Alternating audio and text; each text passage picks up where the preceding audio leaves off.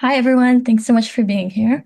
Today, I'm going to take you through a journey, one that started with a simple realization. And by the end, I'll leave you with a question to think about, one that changed how I see public health and the way we design solutions. Through my practicum, I was tasked with designing a needs assessment strategy. But what started as a technical project quickly became a deeper exploration of how equity can be built into the foundation of health programs. I'd like to begin by acknowledging that I am currently living and working on the traditional territory of many Indigenous nations. But for me, a land acknowledgement isn't just about words or protocol. I want to be honest, I'm here as someone who benefits from colonizing the land, and I'm still learning what it means to take action. My goal isn't just to recognize that we're on stolen land, it's to actively ask myself what I'm doing to shift systems, challenge the status quo, and make space for Indigenous voices and leadership. That commitment shaped how I showed up in my practicum. My placement was with Pediatric Project Echo, that was the program, and it was based at Sick Kids Hospital in Toronto. So Echo is a virtual model that connects providers, especially in rural and remote areas, with specialist teams through case-based learning. The goal is to build capacity so local providers can manage complex cases in their own communities. And my role was to develop a needs assessment strategy for their pediatric obesity and palliative care streams. But as I started working on it, I felt a disconnect. The traditional lens focused on checkboxes and curriculum topics felt too narrow. I wanted to bring a different perspective to it, one that reflected how I think, how I see the world. But I couldn't quite picture what that would look like. And that's what led me on the journey I'll be sharing with you today. To explain where that tension came from, I want to take you back, way back actually. This is me in sixth grade, a bunch of medals, certificates. You'd think I had it all figured out. But in reality, I didn't understand much. I just knew how to perform, how to give the answers people wanted. More than anything, I knew how to fit into the system. And because everyone else seemed so confident, I didn't question it. I assumed they knew something I didn't. That if I just kept up, I'd eventually understand too. But over time, that confidence I saw in others started to feel more like performance, mine included, which brings me to a truth that I didn't have the words for back then. What I thought was knowing was really just performing. I was following rules I didn't write and systems I didn't understand. We assume we have the full picture, but in reality, we're usually working within the limits of what we've been exposed to. You don't know what you don't know. Or as Stephen Hawking put it, the greatest enemy of knowledge is not ignorance, it's the illusion of knowledge.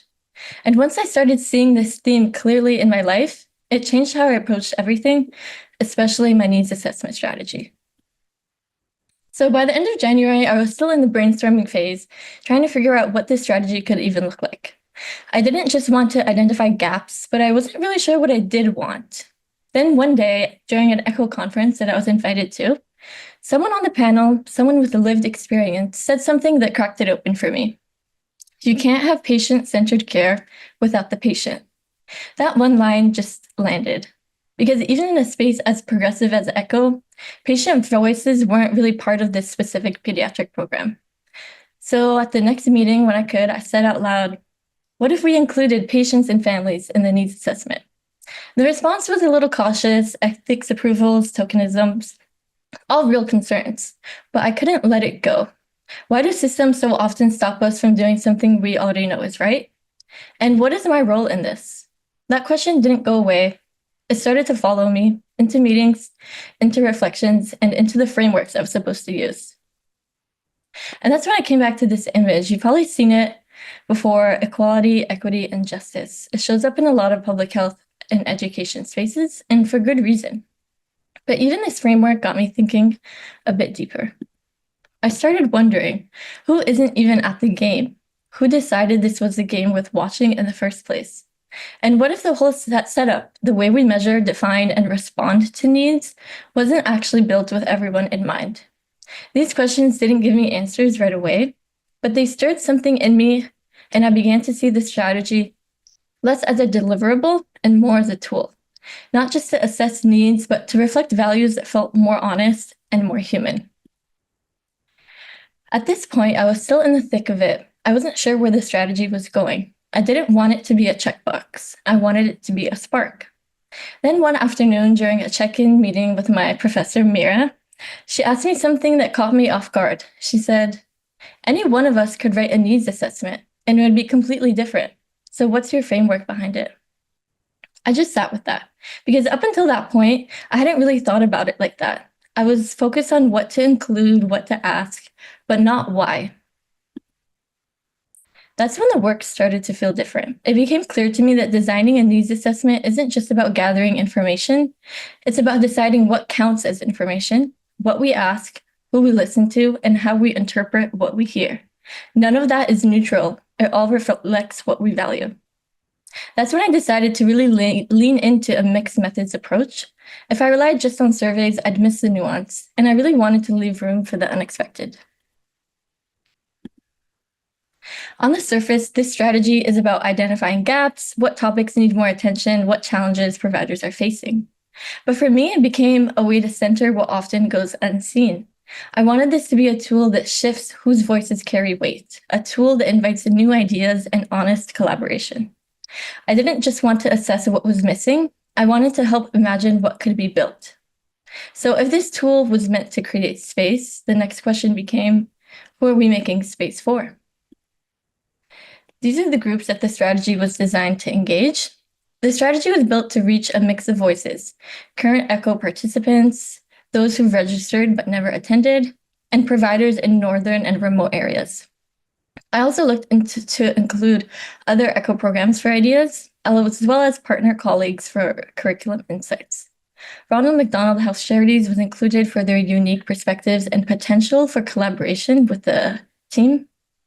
And while patient and family voices won't be formally included this year, the strategy outlines how they can be, so their experiences can shape provider education moving forward.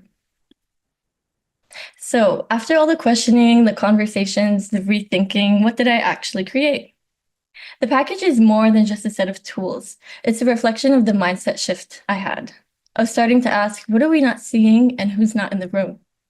Inside are ready-to-use tools, from surveys to focus groups to observation checklists. I built it with the next person in mind. Whoever picks this up, wherever they're starting from, it's not fixed and it can grow and change depending on the team's capacity, the stream, or their goals. But most importantly, I built in room for the voices that are too often left out, intentionally from the start.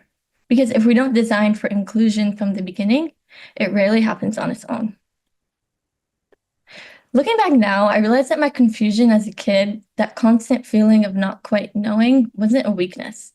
It was the beginning of something powerful, because it taught me to look closer, to question what felt normal, and to notice the quiet gaps others had learned to accept. And through this process, I've come to see that real change doesn't come from having all the answers. It begins by paying attention to what's been left out. So I'll leave you with this. What if the voices we've overlooked are the ones that could change everything? Because without questioning, the system keeps running, just not for everyone. And that's not a risk I'm willing to take.